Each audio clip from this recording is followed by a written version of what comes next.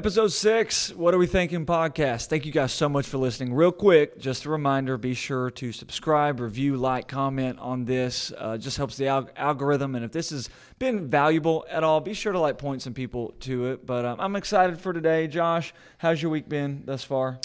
Man, it's been so good. I want to give some big news. My wife got a job Let's today. go. So, That has amazing, been big. man. She got laid off during the COVID-19 crisis, and that was a big, crazy thing for our family. As most of you know, my wife has always had, really great favor in that area in jobs and financial things. So, her losing her job was big for us, and it was really scary. But, man, I was talking to her this morning, and she was actually telling me that she got anxious at times. She said, but I never stopped praying. I never stopped reading. I just kept digging, and God just let me.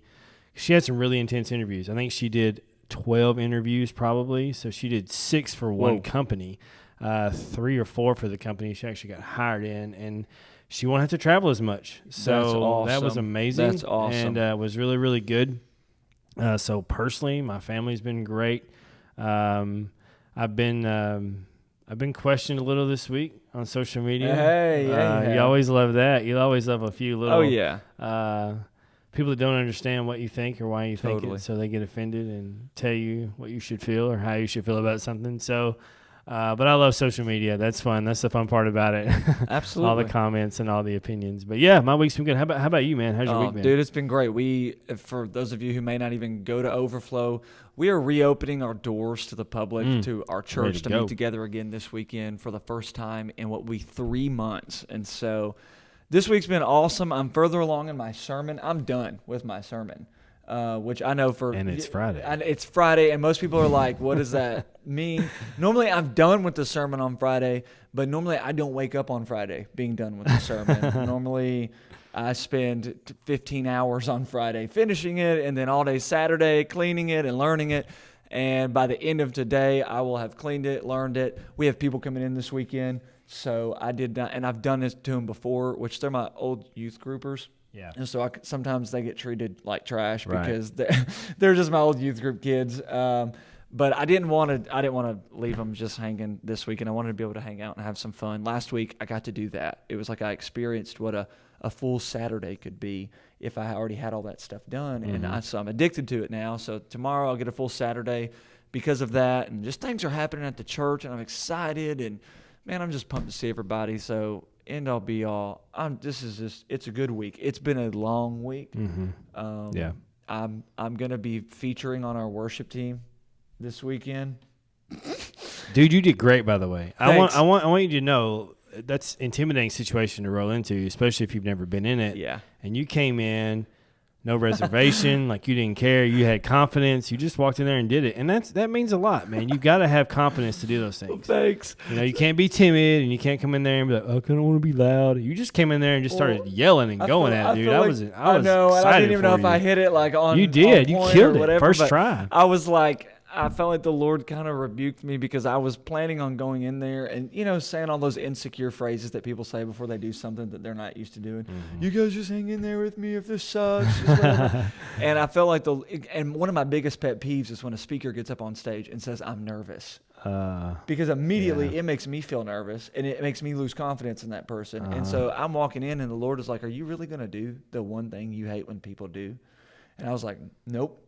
I'm not going to do it. And so I just got up there and started screaming. And after 9 or 10 tries, we finally got it down. And I have a voice today, which is encouraging because if I have to do that 9 or 10 times on Sunday, then I'm still going to be able to. I'm going to make it. I'm going to make it because I didn't even preach yesterday. So it's good. I'm excited.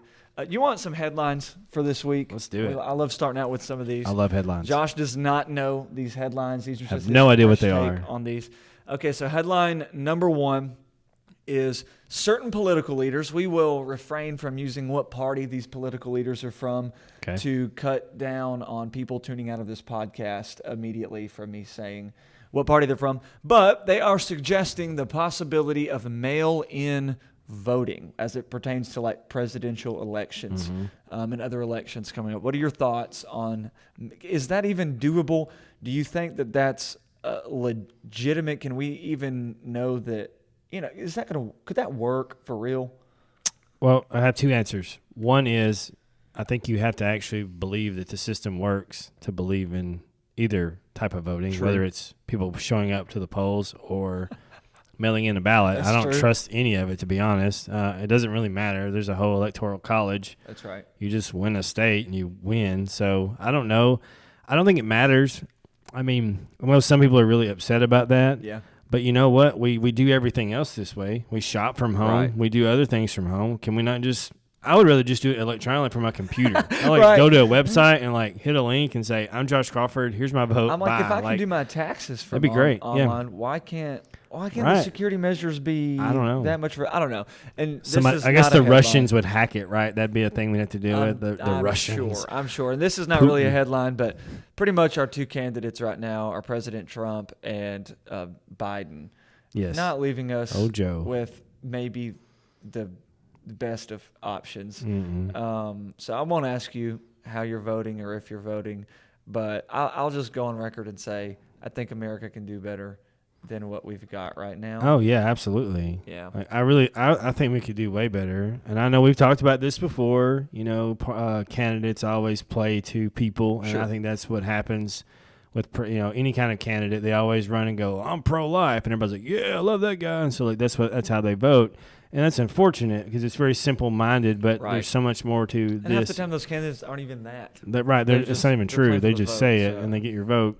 I don't know. I just need Joseph Butler to run for president. Yeah, Joseph Butler could run. I would totally vote for I'll him. vote for Yeah, so I don't know. I wish America one time, and I know this will never happen, but if we just didn't vote, if we just said, hey guys, nope, neither one of these guys, they both suck. We're done. Give us somebody else. Yeah, we just say no, not anymore. We're not even gonna waste our time with it. Yeah. But that'd be cool. It would just revolt one time.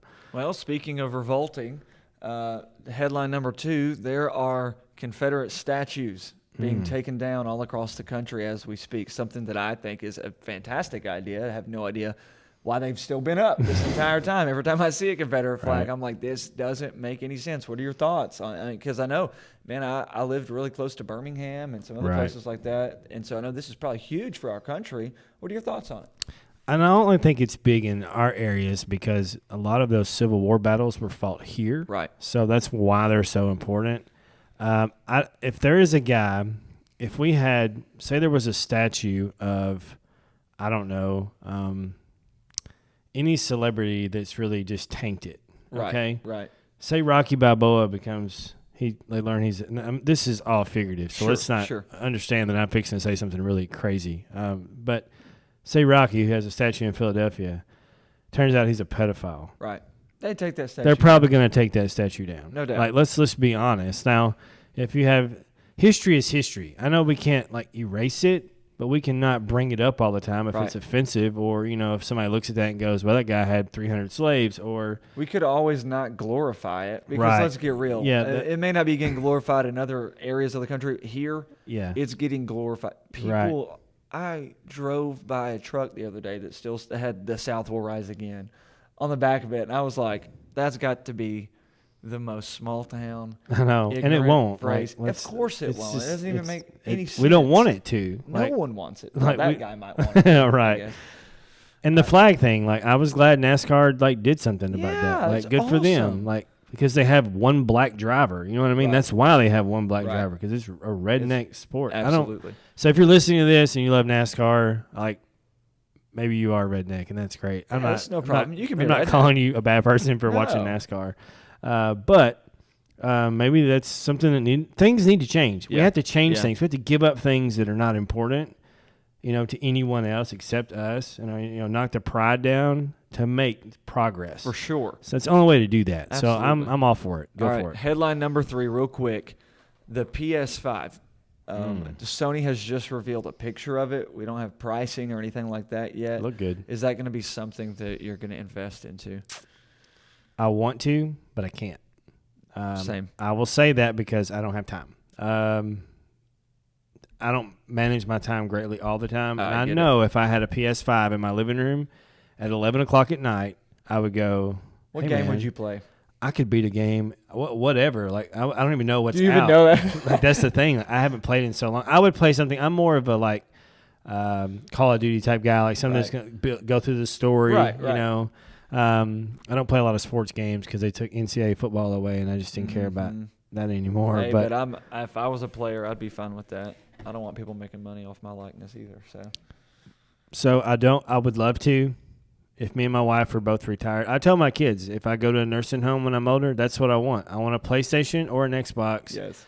And don't bring me like gifts that have like pictures of your kids, because I don't need. You can do that anytime. So never do that. Text. Never bring me a picture of your kids for a Christmas present. Like that's offensive. I see your kids. I know what they look like. I don't need a picture of y'all. I don't want them. Bring me something to do. Like I'm old. I'm in a nursing home. Bring me something to do so I can lose my mind and pee in my pants and like play video games. Like let me have that option, but don't bring me that crap. Wow. I've been very serious about that. Bro, me and my kids have had talks. I was just letting you know. A game and diapers. Yeah. You can buy me a PlayStation game and diapers. That'd be life, great. Bro. Give me some candy. Yes, I'll go with Put it me all in a day. diaper. Then I don't have to get up. I just be playing all day long. Well, great, dude. I love it. I can't buy one of those either. So, hey, do you want to hit our Stop It segment for today? Stop it. You ever retire? You people, I hope that you're listening to us when we say these things, because these are legitimate things that you need to stop. And today, our Stop It segment is this. We would prefer if people would just stop being so stingy, especially as it pertains to when you go to a restaurant and you don't tip your waiter or your waitress. Yeah. It bugs the fire out of me. Right. I was a waiter. I was a really good one. I was honestly a really good server. And there were just times when like the kitchen wouldn't get the food out on time. There was nothing I could do about it. All right. I'm doing my job. I'm filling up their drinks. And then they would come in there, have an awesome time, and then leave no tip or leave $2. And it's like a whole party. And it's just the most discouraging thing in the world. So have you ever been a server? No. I don't think I would be really good at it. You'd probably be good at it. Well, it's the whole tray thing. It always bothered me. Like, I don't know if I could do that. I think I would dump it, and I'd be really embarrassed. I never held a tray like that. Not one time. I just held it like a lunch tray the whole time. So I never did. I've had a lot of other jobs. That was just, of course, I worked like in a grocery store, bag groceries, all those type of things, working with public. But I know people that don't tip well. I know people that have this big, long prerequisite list of things you have to do before they will tip well. It's like an impossible list to me. It's like the Ten Commandments. It's out of a Tarantino movie. I don't know. Like it's just something you can't do. Of things that literally no human can attain. Because people say, "Well, they didn't fill my glass," but like twice. I'm like, "Did you drink it all?" Right. No. Then you didn't need it filled more than twice. So I don't understand why there's like this weird imaginary list that people have to fulfill for you. Like, me neither. Feel sorry for your wife. Like when you go home, Absolutely. I don't know. Like, I just don't. I feel sorry for your wife when you're sitting at the table and you're stingy, and the people then judge your whole family because you're the one. So you know what? Stop not tipping your waitresses, your waiters. Mm-hmm. Stop being stingy towards your servers. If you're going to do that, don't go out to eat. Order pickup because those guys, they're working hard. You don't have any idea what they're going through or how tough that actually is. So please, for the love of all that's good, people, stop being so stinking stingy when you go out to eat. That happens even at carryout. My son, his car broke down the other day, so he said, "Dad, can I borrow your car for a couple hours to go deliver pizza?" And I was like, "Sure." And once he took the Rover to like deliver pizzas, nobody gave him a tip. No, absolutely. He got zero. After that, he been getting tipped all night, and he got zero after that. Judgmental I was like, people. "Oh, they were judging you, bro." That's an old Rover, too. I heard someone say they were talking old. about your Rover the other day. They're like, "You must be making good money at the church." And it's you're like 15 years old. You're like, also, this Rover's really old, and it's paid for, and this was not church money. And I can vouch for that. Right. We ain't buying no Rover with church money. I can promise you that much. It's funny when people say that. It's like, "Oh, it's a Rover." I'm like, it's a 2005. Right. Like, there's BMWs that are 1970s that are pieces of crap. Right. I mean, like, it's just old. So I think that's funny. I can only afford an old Rover. Well, dude, introduce our guest for today. Man, I am pumped about our guest because he is a longtime friend, someone that I look up to. He is one of the most creative people I've ever met. Spot on, can create out of nowhere. I know it's a lot of pressure to say. I know you probably don't feel that way all the time. But the things he's done, his vision, his drive. I mean, to do things when things are not even there, he'll make it happen. And doesn't care if he fails. He just goes with it, and I love that about him, man. I love that he's just super intelligent. He's not just a great drummer, but he is a great producer. He's a great artist. He just, when I have a question, I can just ask him, and he'll know the answer. So especially in that realm. So without further ado, welcome Tyler, the creator, Pruitt. Tyler, the creator. To our show. He's an actual rapper. I know, it's a rapper. You were first though, bro. I'm sorry. Man, that's a lot. I don't even know how to move forward from that. That's overwhelming. What's going on? This humble guy. That's humble. That's overwhelming. You said 3 nice things about me. It's overwhelming. I can't believe you would be that nice to me. We had some fun conversations before this. Dude, what's going on? What are you doing right now? Man, I am sitting at home. I just got back from a Spanish lesson. I'm living in Tampa right now, and so I'm trying to learn some Spanish. And that is so funny. That's so you, though. That's so you. That's so you. I need to learn Spanish. I cheated through Spanish all the way through high school. Same. I didn't learn anything. Funny? What's funny is I failed Spanish in high school, but like my teacher now is like, dude, you're crushing it. Like this old Puerto Rican guy was like, dude, you're crushing it. So I'm like, oh, awesome. So I'm excited. You could have already been there. Well, you're not in high school anymore. You care probably a little bit more than you did. 100%. I definitely didn't care in high school. That's funny. Yep. Dude, tell us a little bit about yourself for anyone who doesn't know you. Well, I was born a baby. I'm a musician. I'm a creative. We're all creatives, but we're gonna come back to that in just a moment. By the way, I would like to call myself an entrepreneur. I'd like to start things. I'm a builder. I've changed like my mission statement in life to I help mission-minded organizations achieve maximum impact while they exist. So that's me. Let's go. So whatever that looks like, whether it's creatives or through music or photography or design, I just want to help people, man. Just want to help people. So that's me. That's good. That's awesome. You are. I was gonna wear my Prolific shirt, but I wore it yesterday to the gym. Prolific was a company you started when you were here in McKenzie, and it's. I don't know. It was such a cool thing, a cool brand, something I'd never seen before locally, especially. Well, never. I'd never seen it before here. But just tell me, like, what got you started and all those things, kind of like, and what do you get inspired by, like, when you do stuff like that? What inspired you to create Prolific? Like, where did that start?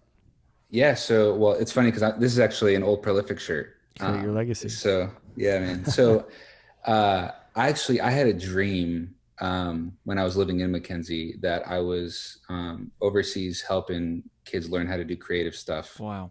And in that dream, I was telling this kid, I was teaching him how to like take photos or something. And I said to him, make sure whatever you do with this art, that it's fruitful, that it bears fruit. And when I woke up, I was like crying, like it was like one of those weird dreams. I was like, well, that's not weird to me. I'm the dream guy around here. I super honor God dreams, so I'm about that life. And that was one of the first of like a lot that I hadn't really had a dream like that, so vivid and clear. And so I looked up some words that meant like fruitful or bearing fruit, and prolific is one of those words. And so it means to bear much fruit. It's one of the definitions. And so I just changed the C to a K, and that's where I got the name. Man, awesome. And so the goal was to sell shirts and coffee, to raise money, to be able to give creative tools to people who couldn't afford it, who didn't have the means. I think the reason that I actually like pulled the trigger on it and moved forward was I think of like how I got started. My mentor, when I was like probably 10, gave me a computer with Fruit Loops on it, and that's how I started producing. And anytime I would hang out with him at church, he'd toss me a camera and say, hey, take pictures. And so that's how I got started taking pictures. And then I'd sit by him when he was by audio console, and he'd be like, hey, do this real quick, I got to run to the bathroom. And I'm like, I don't know what I'm doing. And he was just like, do it, That's great. And so by that like radical just empowerment, that's how I learned. And so that's what I wanted to do for other people with that. And so the reason it's not necessarily a thing right now, it may be eventually again, but it's kind of hard to give a bunch of money when you don't have a lot of money. So it's one of those things that I think in everything I do, that will always be part of that. And I think that was some of the foundation of what I'm doing now. So that's awesome. And you actually got to do that with Prolific. Like you got to help some kids. I'm pretty sure, and I forgot exactly what you did with that, but I remember there were some things you were able to give away, things you were able to do for people to get this started. Man. You know, I gave away free like photo shoots and stuff for artists. We actually bought this kid in Nashville. He was at Rocketown in Nashville, and I worked there for a little bit before I went to school at Bethel. And he would come into Rocketown, their after school program, with this laptop. And he wanted to use his laptop because it had Fruity Loops on it and all these samples and stuff. Mm-hmm. But he would have to plug in a VGA cable, like back in the day, VGA cable. Oh, wow. Because the laptop screen, if he would open it, it would just fall off and like hang by the cables. And he was using this super old laptop. And we were like, this is ridiculous. This kid is like super talented. So we partnered with a few people at Rocketown and bought him like the suite, like I think HP or somebody did like a Beats laptop. It was for producers. That's cool. And we bought him one of those. It wasn't super expensive, but now he's in Nashville producing stuff all the time. So like that like hits me right in the chest. Man, that's good. Yeah, man. That's good. Yeah. That's awesome. Now I know you're not. Oh, well, I'll ask you this first. You defined yourself and described yourself as a creative. Mm-hmm. If you could describe to somebody, we have a larger audience who, for the most part, is made up, honestly, by kind of like small town West Tennessee people who graduated. Right. And the term creative may be a little foreign for somebody. If you could define what a creative is, because I mean, you can't perfectly define it. I feel like creatives are kind of like water. They're in every, they can fit everywhere. But like when you say creative, what is it specifically that you mean? Well, and I don't know if you noticed, but I kind of retracted that almost a little bit because I'm careful with that word because I don't want to limit that to a certain group of people. Right. I think, so to answer your question, by default, I think people associate a creative with one who creates for a job. Sure. And so whether that's a photographer, an artist, a painter, a musician, it's a creative, someone who their fruit is creative, but we're all creative beings, and we all come from the same place, and like God, the creator, like he created us in such a way to be creative, and that's right. But also there's so many levels to that too, because there's nothing new under the sun. So it's like we use his inspiration all around us to create new things every day, Yeah, I love that because, I remember a while back I was listening to a podcast directly centered around just like the creative mentality. And they made sure to say, people have this stigma that they think if you're called a creative, that it must mean you're good on social media, or photography, painting, artist, different stuff like that, even fashion, whatever. And the guy was like, "No, you don't get it. Like, people who do landscaping are creatives, and people who can build houses and decks." And it's like, I'm thinking about my dad. He's not like the premier photographer. He's not going to get on social media and blow the game up, but he can build a house from scratch. He can build a deck. He can put up a garage door. And it's like, that's creative because I've tried to do it and I am not good at it. And he can do it without instructions. Like, it's one thing to be able to do it, but like no instructions at all. Someone just gives you a pile of wood and says, go. I don't even know. I can't even fathom that. It would stay a pile of wood. So it's like we're all creatives in some way, even like stay-at-home moms. They're creative in how they spend their time and how they, I don't know, define their schedule throughout the day and how they get all this stuff done. They got 3 kids and a husband and 4 different practices and whatever. So I think everyone can be creative. Yeah, it's good. So Tyler, 100%. Tell us a little bit about just some of the stuff you've been doing. Some of the stuff over the past. I know you drum. You used to be the tour manager for Derek. I don't know if you still are, but Derek Minor, ladies. He's a Christian rapper. I'm just gonna name drop real quick. Name drop Derek. He used to be pro. I mean, I knew him when he was pro. Like that's when I first came on. That was back in when I first started listening to Christian rap. It was like 2007. But like Christian rap actually was a big. It was a big factor in me getting saved. Yeah, that's good. Actually. Wow. Yeah, all those guys. I mean, from back then it was Pro and Tripoli and Lecrae and Tadashi and all those guys. Mm-hmm. But like that was huge for me. Mm-hmm. That I still remember before I was even saved, my dad, he would make me work with him to pay off the fines for a DUI that I got, and he would make me listen to only his music. And I remember the first time I ever broke down crying listening to a song. This is so ridiculous that it's this song, but God used it. It was Trip Lee's Cash or Christ, as if that was like a motivating factor for me as a freshman in high school. But there was just something in it that, literally spoke to my spirit. And I can still walk you back through having that moment and then just months later getting saved. And so Christian rap's it's been a huge part in my life. So, So I interrupted you, but I just wanted to kind of throw that out there. No, that's incredible. I think for me, it was similar. So I mentioned my mentor earlier. His name's Fred Hawley. He would hate me saying his name on here, but he's the reason that I got inspired to do most of the stuff that I do. And so he actually used to produce Derek's stuff in Clarksville in his house studio when he was pro. So I helped press record on some of Derek's records back when I was like 12. And so I met him a long time ago and bounced around a lot, moved to Tampa and then back to Nashville area and then moved to McKenzie for a little while. And so it was always kind of this thing where I bounced from music to didn't know if I'd be good enough to do music. So I learned how to build websites and learn how to do video work and just got excited about coffee and just like all these different things. And so that's pretty much how my life has been as an adult too. Like, let me go over here and try this for a little while. Well, is this fully fulfilling? Sure. Let me go try to do this.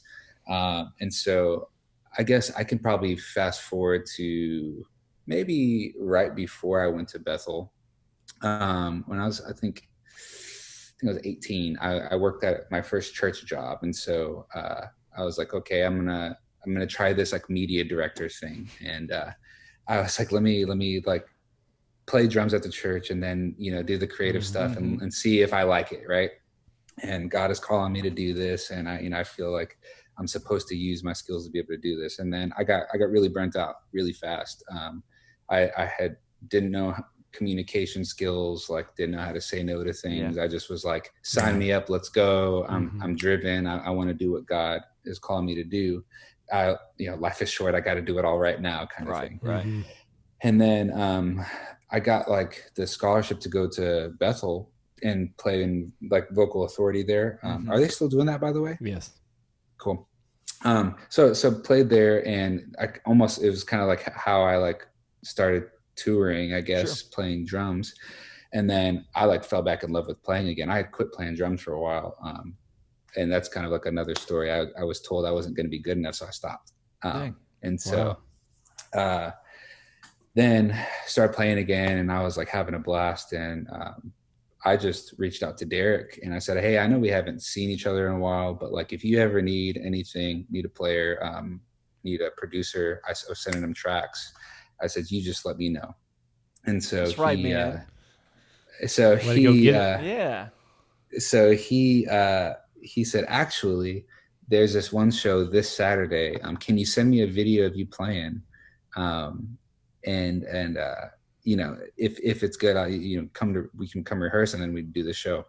So I said yes, but I didn't have a drum set at the time in McKenzie. So awesome. I drove back to Clarksville that night and recorded it and then went back to catch class the next morning. And that's what got me the gig. No pressure or anything.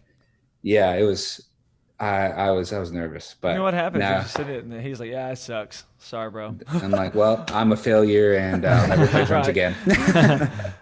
Goodbye drums. That's over. But no, but it didn't. That didn't happen, obviously.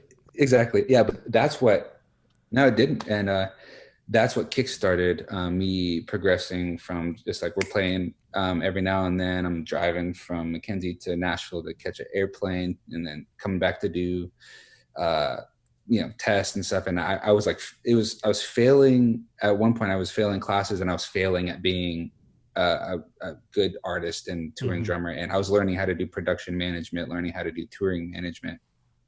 And I said, I can't do both. Right. So I need to pick one. And I made the decision to actually go full time with Derek. Good. And that was tough because, like, especially I was in school, right, and I was over halfway done. But I made that decision. And so since then, I've been all over the place, just bouncing around, helping different churches, in between touring. And then, touring with a Christian rapper is different than just touring with a normal CCM artist. Sure. Because they're not welcome everywhere. And they are especially welcome in some places, so it's right. Like, how often are we going to actually be able to like tour, and is this a sustainable thing? Right. And so it's been this off and on where I help Derek as much as I can. I'm there for him. He's helping me, but I'm also like working at churches, trying to figure out how to run my own business. Should I start new things? And so that's kind of been what I've been doing for the past 5 years. So then we went on 2 really big tours, bus tours, big CCM tours. And I after I think 2 years ago, I decided to come off the road for a little bit, and I felt called to help this church in Daytona. So I went full time as a creative director there, and then quit that after a year. It was great, nothing wrong there. Just was like, I'm trying to get the most out of life and try to discern what God wants. And so moved to Seattle for 6 months. That was crazy. Had all my stuff stolen, so I couldn't work freelance. I ended up, I was like, God, I need a job.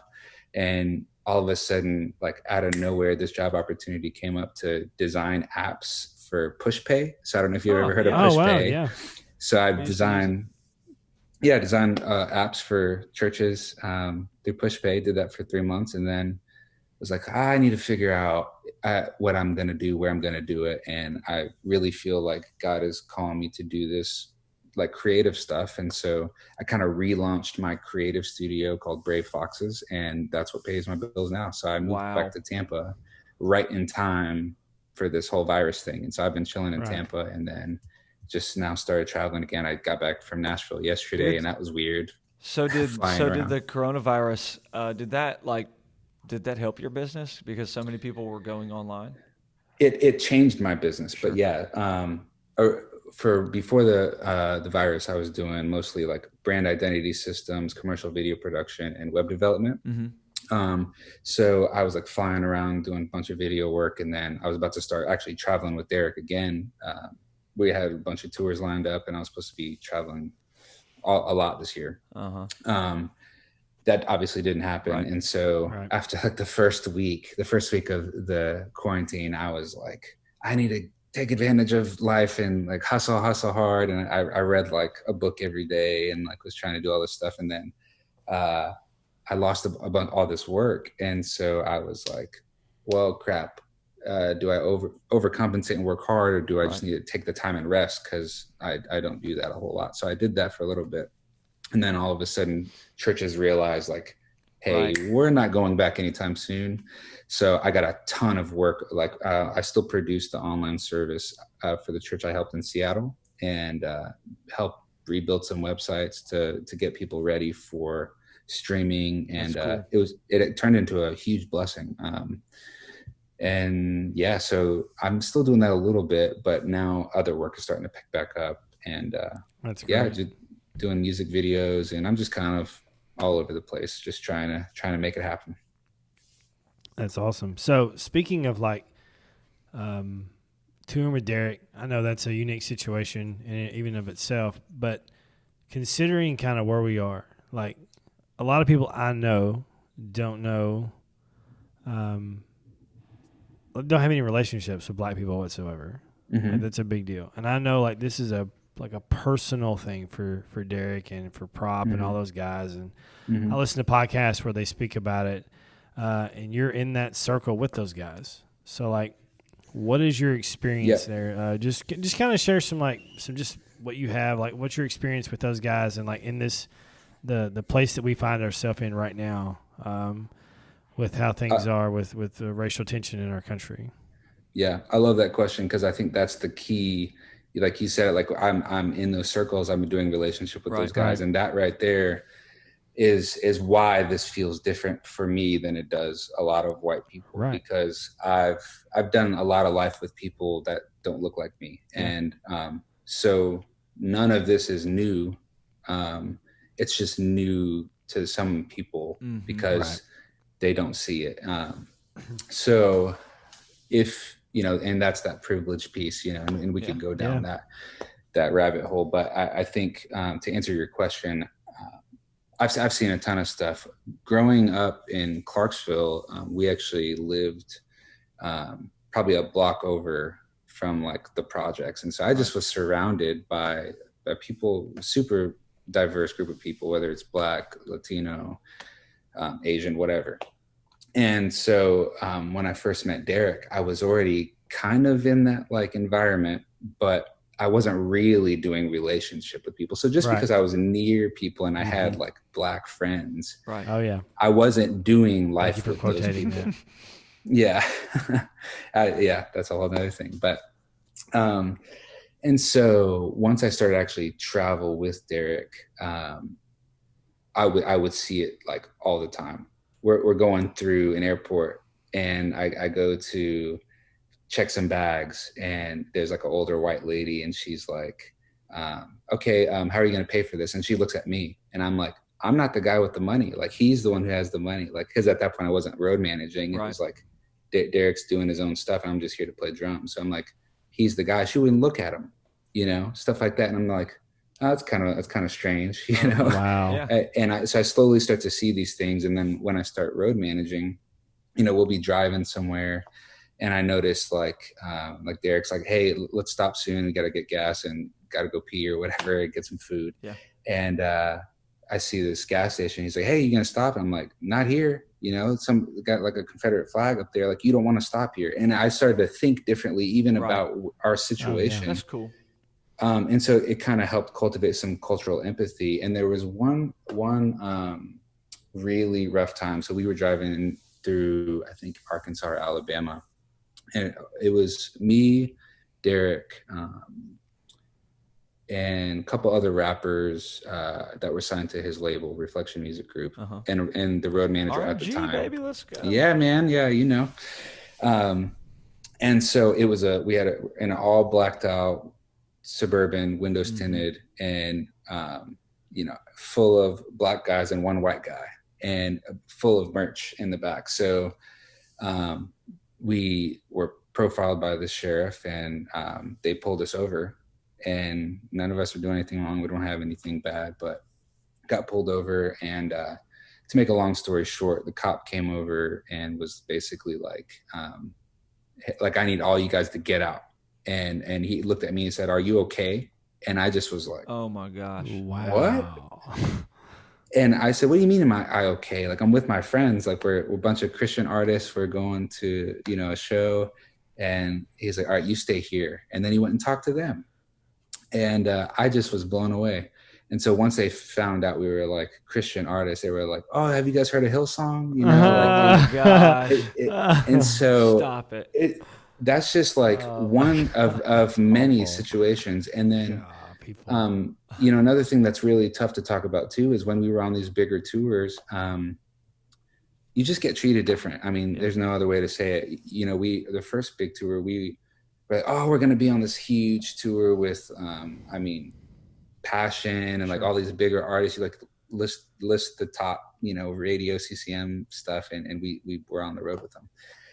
And then we find out we're opening up, not even like opening up the show, but like opening up for the openers, like lights up, which means you get it. And we're just like, okay, so we only have 15 minutes. And then you started to realize like you are here to be for tokenism. Like, okay, we got some culture on our tour. Right. Yeah. and oh, we can get a little bit less. And then it even, so that was my first like big road managing thing on a big tour. And I would go to set up our merch table, and I'm like, okay, okay, are we over here? Are we over here? It would be really cool to be by the front door where everybody's walking in. They're like, oh no, we'll show you to your spot. And it's like up, like in the rafters, kind of thing. Right. It's just where you're just not a priority. And so you start to see the bias, and so in music, it was just super eye-opening. And so changed my heart even more than it already was. Yeah. Well, yeah, it's a big deal here for many reasons, because we still live in the very deep South, and there's still a lot of racism. Yeah. Nobody wants to admit that. Nobody wants to admit they've ever been racist or ever had a racist thought. Sure. And I hate it because I know how passionate like Derek and Prop are about this entire thing. They're super knowledgeable. Really, the whole Christian rap movement in general has been so. It's been so cool. Like, following everybody from, all the way from those guys to Andy, of course, Lecrae, who's been, always. that guy's been, which I think most of them have, especially when you get to Prop and Derek and all, like they're so culturally aware, and Lecrae's been, he got raked through the mud 4 or 5 years ago. He does. When it originally, just like some of the I Can't Breathe stuff and the Trayvon Martin and all that stuff was happening, but now, man, you just see it across the board, and it's cool with Andy and No Big Deal and whoever. They're all just being. It's really fun to watch them. Yeah. He's personally, which I know you're from Clarksville and you work with Derek, so like you obviously. I used to play for Dylan too. Yeah, I figured you did, and I wasn't gonna fanboy, but now that we're there, he's my person. He's like my favorite, like that's all awesome. Time by far. I'm gonna tell him you even said close. that. He probably thinks I'm a creeper, bro. I'll be honest with you. I comment on this stuff. Me and my wife, when he put out Canopy. When he put out Canopy, we would listen to Canopy and drive around and just cry. And that's not an exaggeration. We would drive around and cry because when we discovered it, it was in a season of our life where we really hated where we were. We just did not like the situation and the circumstances that we were in at that moment. And it was such a breath of fresh air for us that we would just get out of our house, drive for hours, and just turn that on repeat. And to this day, dude, we still will go on road trips and just listen to, which he has so much stuff out now. But at that point, all we had was Canopy. It was like, who is this No Big Deal guy? He's so good. We're telling everybody. No one's even heard of him. He's only got like one music video. That's before RG had anything out there. And so we were just, man, we were hooked. We went to see him at Rocketown and at like some little bitty churches when he was still like doing, really small events. And so, man, I wonder if you saw me play with him, because I played with him at Rocketown. Are you serious? Yeah. Well, then I very well was I'm trying to think, because he was there with the whole Indie Tribe crew. Mowgli and RG. Yeah, I played. Were you there with Paris Charis? Was there? Maybe I don't know. I don't know, but it's been a while. More than likely, because if he ever went to Nashville or anywhere around there, we were there. We were like, even if we had to just drive there and then drive straight home. So that's really cool that I've probably seen you in person. Well, it's also really cool that like I can tell you're a real fan because you're name dropping like RG and like some of these other guys too. Like absolutely, that you like dude. Those guys. So that's awesome, bro. I am that cheesy fan. Like I'm the guy that no one wants to admit that they are. But I was in high school, and when Andy dropped "Sin Is Whack," I loved it so much that I went out and bought a beaded necklace. Because he used to wear this beaded necklace all the time, and I went out and bought one and started wearing it to school, bro. Like that's cool. Christian rap has been such a thing for me. I would make my friends get in my Jeep, and I had like 212s. And when I got saved, I would intentionally give people rides home for football so that I could make them listen to Christian rap on their way home. Because awesome. I felt like that was evangelism. Man, you were like the perfect youth pastor in the making right there. I was at our youth group, man. Man, like so we took our youth group to that Rocketown show that I'm talking about. Like or to one of them, and we brought like 50 kids to it. I mean, like the majority of the room, those rooms, they're not all big. Like the majority of the room was like our youth group at one point, because they were all like, because of me and my wife, they were all into Christian rap too. So yeah, I have the makings of the very typical youth pastor, no doubt. I love it. So talking about all the things you've done, obviously, like, to be your age, you've done a lot of big things, man. I know, like, you may not feel that way at times, but, like, to me, to a guy that lives in a town of 400, and I'm just kidding. For me though, man, I just look at you and I just think, man, you've just done so many great things, and like, I just love watching you do what you do. You've obviously probably had some failures along the way. Mm-hmm. Like, so maybe even some tough experiences. Like, hit on that. Like, what are some things that have been tough, but you've overcome, obviously, because you're still doing it, you're still going. But what are some things? What are some bumps, man? There's a laundry list. Like, there's a lot. I mean, in what, in what area? Like, in every area in life. What would you say your biggest failure has been thus far in creative work? Are you ready for that? That's a big one, bro. Your biggest failure. My biggest He just starts crying. Man, Tyler doesn't cry. Man, yes, I do. No, there's so many, like, I can think of stuff on the road with Derek. Like, it's like, okay, we can even talk about that since we've been talking about that whole thing. Man, I epically failed as a road manager when I first started, because I was not organized. There was times where like Derek was like, dude, you got to get it together, man. Like, I once like left his check at the venue, I'm just like I sucked at first. I was terrible, but he helped me overcome that. And it takes a lot of work. You got to work at stuff that is not always your strong suit if you want to do what you want to do. Yeah, that's good. That's a good word. But there's been stuff like that and everything. Because I've bounced around and tried to learn so many different things. Every one of those things comes with a list of failures that have to happen for you to be able to get good at anything. Even I'm learning Spanish. I suck at Spanish. So this guy's making me speak Spanish, and like, I'm saying it wrong. And he's like, you got to talk faster. And I'm like, I'm not ready to talk faster. Right.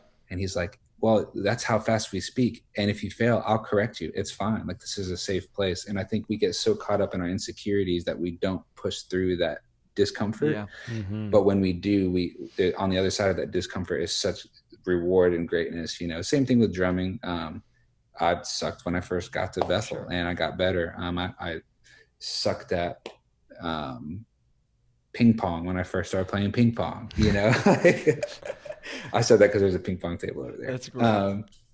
I suck at reading, and I now read more books than I ever thought I would in my entire life. So there's a lot. Even project management or communication is a huge one. I wanted so badly to be like a media director and a creative director and all these things in church world. And dude, I sucked at being a leader at first. I was like, yeah, I got this. And then I would like double book volunteers and like, I'm 18. I'm not thinking of people's time and their commitment and the value of when people actually bring something to the table and they want to offer that to you. The least you can do is just a simple thank you or validate their servitude, their servant heart. And so epically failed at that for a long time. And I think that's something that you're always just going to fail in some way, because people are not easy. No, they're not. People aren't necessarily difficult. It's just, I realize that I am so different than most people around me. Right. And so you learn how to have some empathy real quick. Like, oh, you got an argument with your spouse and I'm not married. So it's like, I have to learn how to empathize with something that I have no idea how to handle. And so I'm like, okay, well, here's how you run ProPresenter. Let me pray for you. Yeah. Here's how you press record. So, I mean, we could hit on any of those more, but that's more like a bird's eye view of like just failure. Life and success requires failure. That's good. You're right. And it's cool like to have people in your corner. Everybody needs people, to encourage them and empower them to do things. And it seems like you've had a lot of that too, man. That's really cool. Yeah, man. You've had an all-star cast around you to really help you. For sure. To do the things that you wanted to do. But I've always been blown away by your work ethic and how you never quit and how you always keep going. So thank you for inspiring me from afar, man, for sure. Man, it means a ton. Yeah, you've always I love to watch what you do. Even if I'm not even talking to you, I'm just watching like the content you put out and just the things that you're doing and putting together. It's always really, really cool to see from here, man. Yeah. And we're very thankful that you even took the time today to do this. Thankful for joining us from Tampa. Yes. Online on Zoom. Thank you so much. Shout out to Zoom. Shout out to Tampa. Zoom. Me and my wife, we vacationed to Tampa last summer, just kind of randomly, and we actually had a lot of fun. So yeah, Tampa's a pretty cool little area. Tampa. It's changed a lot. Where do you go to church up there, dude? So I'm helping this church called The Crossing.